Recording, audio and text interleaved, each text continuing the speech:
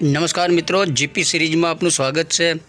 મિત્રો, આજે શિવરાત્રિ છે અને ખેડા શહેરના પાળિયાદેવ મહાદેવ આપણે દર્શન માટે જવાનું છે। અહીંયા શિવરાત્રિ મહોત્સવ 2024નું ભારે ધામધૂમપૂર્વક ઉજવણી થઈ રહી છે। દૂર એક ઊંચા ટેકરા ઉપર આ મહાદેવ આવેલું છે અને પેશવા ગાયકવાડ સમયનું આ મહાદેવ છે એવી લોકગીત દંતકથા છે। અને ખેડા શહેર એક ઊંચા ટેકરા પર વસેલું શહેર છે અને આજુબાજુ વાત્રક અને શેરડી નદી વહેતી હોય છે અને અહીંયા પણ શેરડીના પાણી આવે તો એ ચારે બાજુ પૂરના પાણી ફરી વળે છે। અત્યારે શિવરાત્રિ છે એટલે બધા શ્રદ્ધાળુઓ દર્શન માટે અહીંયા આવી રહ્યા છે। મનોજભાઈ છે અને SBIમાં તેઓ કામ કરે છે। ભરતભાઈ ભાવસાર છે, મૂળ ખેડાના છે અને અમદાવાદ રહે છે અને આજે શિવરાત્રિએ પાળિયાદેવ દર્શન કરવા માટે આવ્યા છે।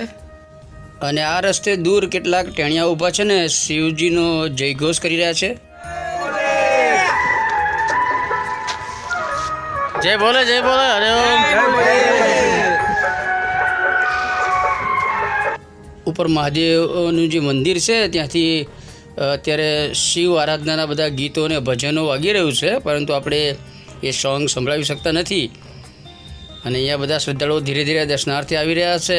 ખેડામાં અન્ય મહાદેવ પણ છે એટલે બધા શ્રદ્ધાળુઓ અન્ય મહાદેવમાં પણ દર્શન કરીને આવે છે। અક્ષયભાઈ છે, ખેડા પીપલ્સ બેંકના યુવા ડાયરેક્ટર છે, હમણાં જે જીત્યા છે અને એ પણ સપરિવાર અત્યારે પાળિયાદેવ મંદિરે શિવરાત્રિએ દર્શન માટે આવ્યા છે। અક્ષયભાઈ ભાવસાર, રાજુભાઈ રબારી છે, તેઓ દર્શન કરીને આવ્યા છે અને પગથિયા ઉતરી રહ્યા હતા। ખૂબ જ અદ્ભુત આહ્લાદક વાતાવરણમાં આ પાળિયાદેવ મંદિર ઊંચા ટેકરા પર આવેલું છે। ભાઈ વણસરથી વાઘેલાભાઈ આવ્યા છે અને દર્શન કરીને આવ્યા છે। બધા દર્શન કરીને ઘણા બધા શ્રદ્ધાળુઓ પરત જઈ રહ્યા છે અને કેટલાક બધા આવી રહ્યા છે અને આપણે હવે ઉપર જઈ અને પાળિયાદેવમાં બિરાજમાન મનકામેશ્વર મહાદેવ છે એમના દર્શન કરાવીશું। ખેડામાં ચારે તરફ ભવ્ય અને સરસ શિવાલયો આવેલા છે એટલે બધા જ ખેડા નગરજનો અન્ય શિવાલયોમાં પણ દર્શન કરવા જાય છે। એમ કહેવાય કે એક સાયકલ જેવું, ચેન જેવું છે કે દરેક શિવાલયમાં વારાફરતી દર્શન કરવા જતા હોય છે અને દરેક શિવાલયમાં અત્યારે સરસ કાર્યક્રમો યોજાઈ રહ્યા છે। ખૂબ જ ભક્તિભાવ અને શ્રદ્ધા સાથે સપરિવાર બાળકો સાથે, પૌત્રો સાથે, પૌત્રી સાથે બધા વડીલો દર્શન માટે વિવિધ મંદિરોમાં જઈ રહ્યા છે। બાળકોમાં નાનપણથી જ ધર્મ સંસ્કારોનું સિંચન કરવું જોઈએ અને આવા બધા ઉત્સવ દરમિયાન નાના બાળકોને લઈને તમે જાઓ તો સ્વયં એ બાળકોમાં ધર્મ સંસ્કારોનું સિંચન થાય છે।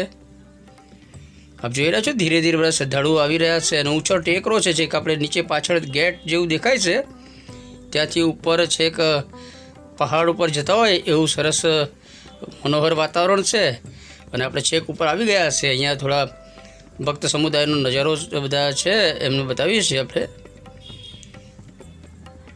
અનેક શ્રદ્ધાળુઓ અત્યારે ઉપર આવીને બેઠા છે અને આપણે હવે શિવાલયના પણ દર્શન કરીશું, અભિષેક પણ કરીશું, આપણે જલાભિષેક કરીશું। ખૂબ જ ભક્તિસભર વાતાવરણ છે અને ઊંચા ટેકરે છે। પાછળ જુઓ બેકગ્રાઉન્ડમાં અરણ્ય જેવો માહોલ છે અને ઊંચા ટેકરા પર અહીંયા સરસ બેઠક જેવું બનાવાયું છે અને આ આપણા પાળિયાદેવ મહાદેવનું સરસ પ્રાચીન મંદિર છે। રિનોવેશન થયું છે હમણાં, પરંતુ મંદિર ખૂબ જ પેશવા અને ગાયકવાડ સમયનું છે। પાળિયાદેવ મહાદેવ અને મનકામેશ્વર અંદર શિવજી બેઠા છે। ખૂબ જ મોટી સંખ્યામાં ધીરે ધીરે દર્શનાર્થીઓ આવે છે, શિવ આરાધના કરે છે, અભિષેક કરે છે।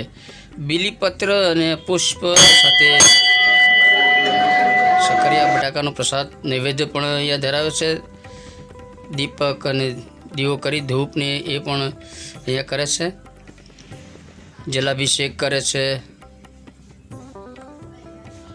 અને આજે શિવરાત્રિ છે એટલે ખાસ જુઓ તમે સકરિયા અને બટાકાનો પ્રસાદ બધાએ ધરાવાયો છે।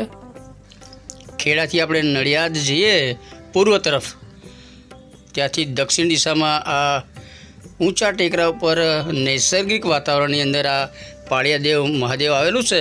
કોઈ હિલ સ્ટેશન હોય એવું વાતાવરણ અહીંયા છે. કોઈ પણ વ્યક્તિ સવારે અથવા સાંજે આવીને અહીં બેસે તો મન પ્રફુલ્લિત થઈ જાય. એટલું સરસ આ ઊંચા ટેકરે આ મહાદેવ આવેલું છે. પાછળ જુઓ, ખૂબ જ સરસ નૈસર્ગિક વાતાવરણ છે.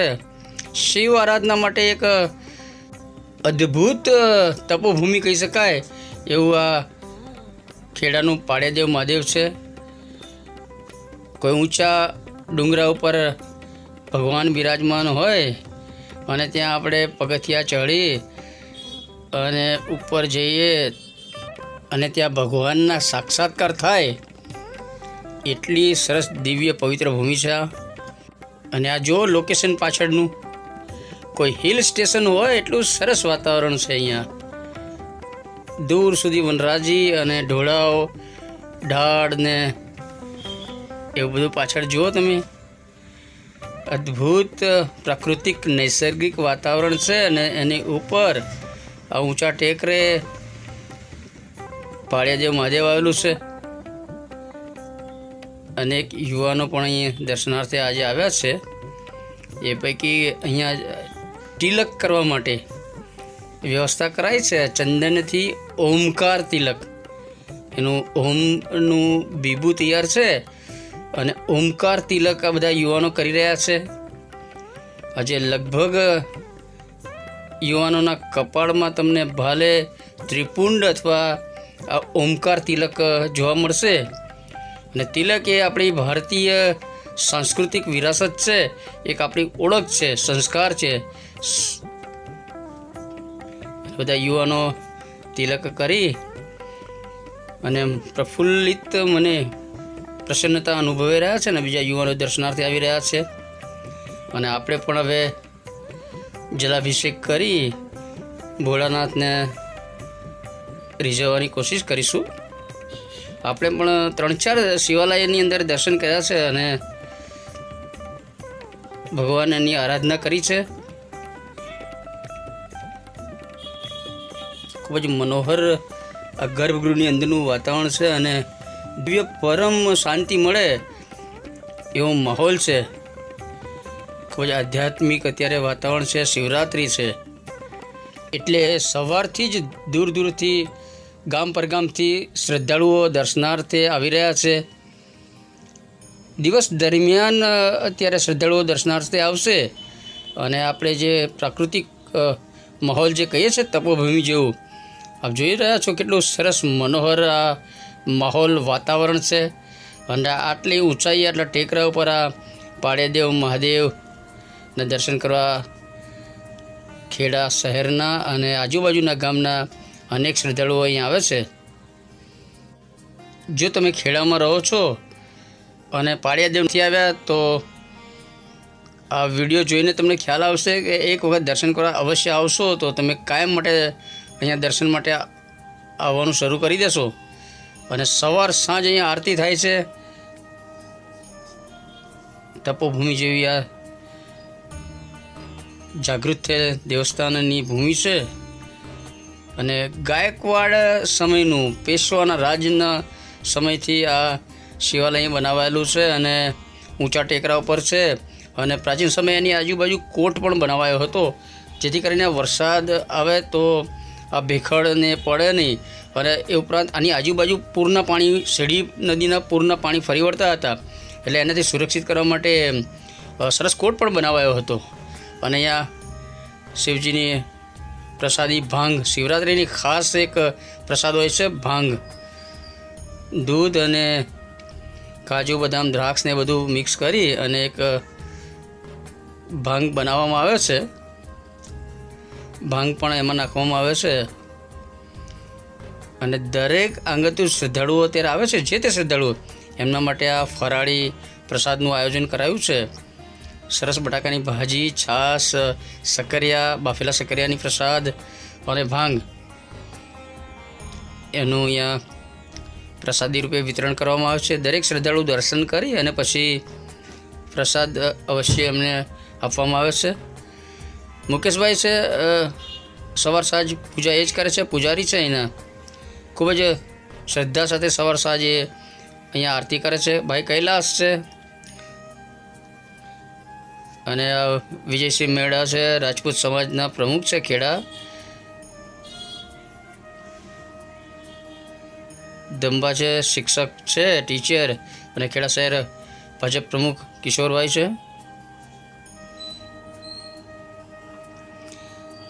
દરેક શ્રદ્ધાળુ અત્યારે દરેક શિવાલયમાં દર્શનાર્થે જાય છે, અને અહીંયા ભાંગની પ્રસાદ આગ્રહ સાથે બધાને આપવામાં આવે છે. યુવકો છે જે સેવામાં દરેક ધાર્મિક કાર્યક્રમમાં સેવા માટે આ બંટી અને બધા યોગેશભાઈ ને બધા છે તે ખડે પગે હોય છે, અને જે તે શ્રદ્ધાળુ આવે છે એમની સેવામાં એ લોકો અહીંયા ઊભા છે. સરસ ટેસ્ટી આ સક્કરિયા અને બટાકાનો પ્રસાદ છે.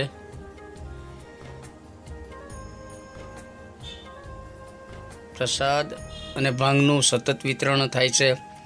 આપણે પણ ભોલે બાબાની પ્રસાદી ભાંગ થોડો ટેસ્ટ કરીશું. દિવ્ય અનુભૂતિ, ભોલે બાબાની ભાંગ પીવાથી દિવ્ય અનુભૂતિ અનુભવાય છે. મુકેશભાઈ છે, અને હજુ શ્રદ્ધાળુઓ ધીરે ધીરે આ પગથિયા ચડી અને શિવાલયમાં દર્શનાર્થે આવી રહ્યા છે. ખેડાના અન્ય મહાદેવ શિવાલયોમાં પણ આવી જ ભારે ભીડ જોવા મળી રહી છે, અને યુવાનો ખૂબ જ અત્યારે ધર્મ સંસ્કારોથી સિંચન થયેલ યુવાનો છે, અને મોટા પ્રમાણમાં દર્શનાર્થે આવે છે. ખાસ નાના ટાબરિયાઓ પણ ટેણિયાઓને લઈને પણ એનો મમ્મી પપ્પા આવતા હોય છે. મિત્રો, આ સાથે આપણે જે ખેડામાં પાળિયાદેવ મહાદેવ છે, અરણ્ય અને કુદરતના ખોળે ઊંચા ટેકરે આવેલું છે, એનો બ્લોગ શેર કરીએ છીએ. આ સાથે આપણે એક ખેડામાં નવું શિવાલય શેરડી નદીના કિનારે શેડેશ્વર મહાદેવ ખેડા ખોડિયાર માતા મંદિરના પૂજ્ય મોહબ્બતસિંહ માળી દ્વારા આ નિર્માણાધીન મંદિર છે શિવાલય, એનો બ્લોગ શેર કરીશું. એ સાથે જાગૃત થયેલ દેવ નીલકંઠ મહાદેવ, ખૂબ જ આ પણ તપોભૂમિ સરસ છે, અને કલ્પેશભાઈએ એને સરસ ડેવલપ કર્યું છે, તો એનો વ્લોગ પણ આપણે શેર કરીશું. અને એ સાથે આ વિસ્તારનો સૌથી મોટો લોકમેળો શિવલિંગ આકાર શિવાલય શંકરાચાર્યનગરનો વ્લોગ પણ શેર કરીશું. આ બધા વિડીયો જોવા માટે આપ જીપી સિરીઝ ચેનલને સબસ્ક્રાઈબ કરો, અને જીપી સિરીઝ ચેનલના વિડીયો જોવા માટે આ QR કોડ છે એ સ્કેન કરો. હર હર મહાદેવ હર.